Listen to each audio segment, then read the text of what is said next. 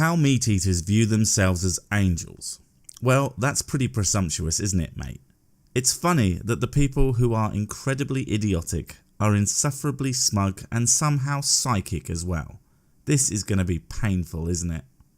I'm Mike, and today, something about the human condition that absolutely fascinates me, and that is how it appears that we are wired to be able to do pretty bad things that we know are wrong and still maintain a sort of positive self-image that we are still good people. Well, we don't tend to believe things we are doing that might from an outside perspective or lacking proper context seem wrong, are wrong. If I told you I killed a person, that would be wrong. Evil even. If I then gave you the context of someone suffering huge amounts of pain from an incurable disease that tormented them every day, regardless of your exact opinions on euthanasia, that's going to be far less cut and dry, that's bad kind of thing. Even the most horrific acts in history will have been justified by the people doing them, because from their perspective, they were the right thing to do. Nobody identifies as the bad guy. This is a super important force that shapes our dietary choices for the worst. In your opinion. So we're going to look at what psychologists have to say about how people can do bad things, like commit crimes. Eating meat is not a crime. I see you there trying to create a false equivalence. Stop it. Also, again, committing crimes from the perspective of a criminal if they see no other way to feed themselves or their family that justifies what they are doing, at least to themselves.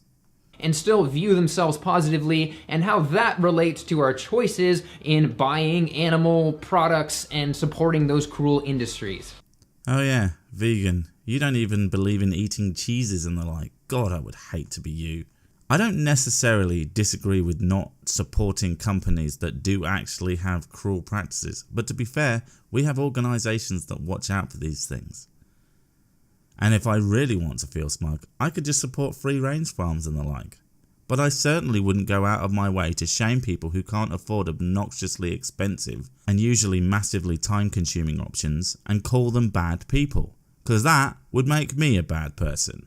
And I want to start by pointing a finger at myself in the past. It's really interesting for me to think that I still viewed myself as a good person, just as good of a person as I do now, when I was paying people to kill animals for me to eat.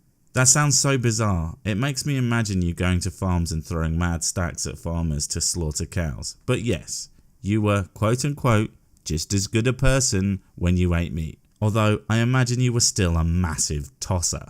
I still found a way to put that out of the picture and maintain a positive self-image. There were many mental devices that I used, like euphemisms that allowed me to separate from animals, and just the all too common superiority over animals angle.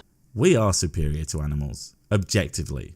Let me put it this way. How many other species have walked on the moon, built huge buildings, gone out of their way to save other endangered species? The fact of the matter is, the only species that we know of that is remotely capable of all sorts of amazing crap as us is us. And I think that makes us worth holding up a bit. Something something supremacist, something something humantriarchy. And I'll elaborate on those more in a bit, but I want to get to one phenomenon that I think is such an interesting symptom of this distorted self-image, and that is the better than average effect. I think I know where you're going with this. Let's see if it is as dumb as I think. From the American Psychological Association, quote, "The tendency for people to evaluate themselves more favorably than an average peer." The craziest part is that the research shows that virtually everybody believes that they are better than average, which is mathematically impossible because only half of the population can be better than average. Well, as far as I can tell, this has nothing to do with how morally good people are. It's more about people's judgment of their own abilities. And people's tendency to do that is more about the Dunning-Kruger effect, really. The less informed you are, the more likely you are to believe you are correct and or well informed. So in regards to morality, if you don't know what everyone on earth is like, which is of course bloody unlikely, then you're more likely to conclude that you am the bestest. Of course, this in no way takes into consideration that morality is subjective anyway, including, I don't know, whether or not we should eat meat. So it seems a pretty silly point for you to bring up. Why is this so important? Because it means across the board we have completely distorted views of ourselves. And if you believe you're better than someone else, it might be easier to be mean to them. If you believe you're way better than animals, it's certainly going to be easier to eat them. Do you think you are better than vegetables or trees or what have you? They are alive. What gives you the right to eat them?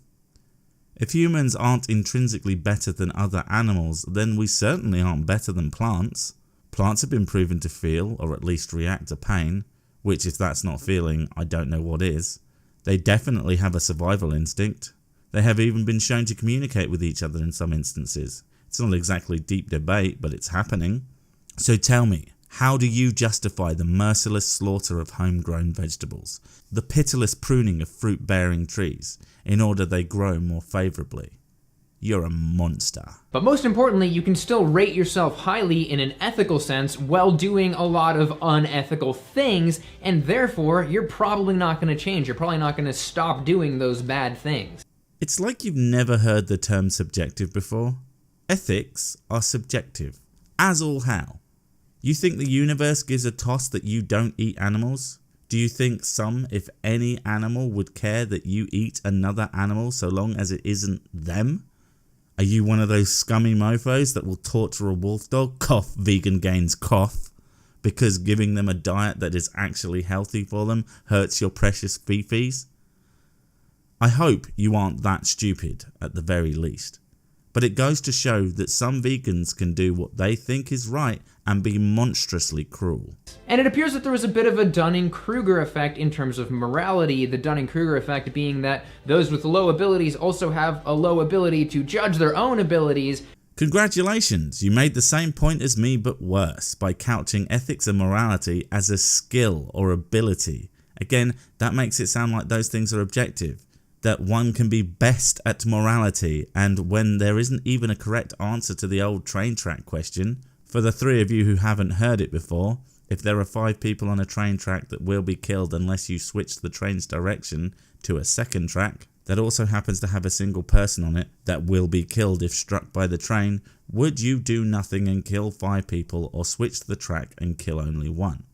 It's difficult because while you act, you are technically saving lives when you switch the track, but you are also intentionally causing someone's death. Is there a one correct moral answer here? If you say yes, you might be an idiot. And that is that it seems that those with lower levels of morality have less of an ability to judge how low their morals are. Who the hell are you to say people's morality is low? From your perspective, based on your morality. Well, you know what? I think you have low morality because you harshly judge people you don't know based on incredibly flawed logic. So your opinion on your own morality is moot, you scum. It's this kind of thinking that your morality is objectively better than others that can lead to some pretty messed up opinions on how you can treat people. See punching Nazis or no platforming people with problematic opinions. And yes, I am saying that vegans are the SJs of the food world. Also, I only just noticed this graph. Actual morality. Actual morality, you smug little pillock. And Mount Self-Righteous? You are projecting so hard you could show PowerPoint presentations, you colossal tool. That and the better than average effect are powerfully illustrated by this study. Oh look, a study behind a paywall. How utterly shocking. I've written a study on how vegans are actually genetically Hitler, every last one of them, and it's my evidence to dismiss everything you say, because why the hell would I listen to Hitler? Now, if you give me $1,000, you can read the study, but until you do, you're just going to have to take my word for what it says. But yeah, turns out that criminals are subjected to the same thought effects as everyone else, because funnily enough, they are people too. And again, crimes can and usually are justified by the person committing them. They don't necessarily think that the crime they committed was a bad thing. Prisoners rated themselves against people who aren't in prison in 9 different areas. The result? They rated themselves superior for 8 out of 9 of the qualities, all except for lawfulness. You think that someone who shuns society's rules may be because, I don't know, that society has crapped on them in some way, at least from their perspective, would think that people within that society are bad people. I'm shocked. It's almost like people's morality is subjective and based on their life experience or something. For example, they consider themselves to be much more honest, trustworthy, loyal, moral, and kind than those who weren't in prison. What exactly about not being law-abiding necessitates them not being any of those things? Now, I'm not saying that criminals are misunderstood fluffy bunnies that need our love and compassion at constant basis, but when you use it in the context of this video while missing out huge swathes of finer details, well, it makes you sound kinda dumb. Is jail a kinder place than outside of that barbed wire fence? More than likely not, but that's actually going to have more to do with the fact that prisons are designed to dehumanize people than the character of those within. The Stanford prison experiment in the 70s, an experiment taking a number of students and placing them in guard and prisoner roles. After less than a week, the experiment had to be called off because of how this environment changed the behaviour of people and made them do pretty horrendous things to each other. Those weren't criminals. They were well-to-do, educated individuals whom probably had what most people would consider fairly decent morals. And yet, that situation, everything changed. Are you starting to understand my point yet? Your actual morality is trite nonsense. Your belief that meat eaters are justifying objectively immoral acts is utterly asinine because there's no such thing as objective morality. And if you think there is, you're an utter cretin. Can't take any more of this smug penis. See you later.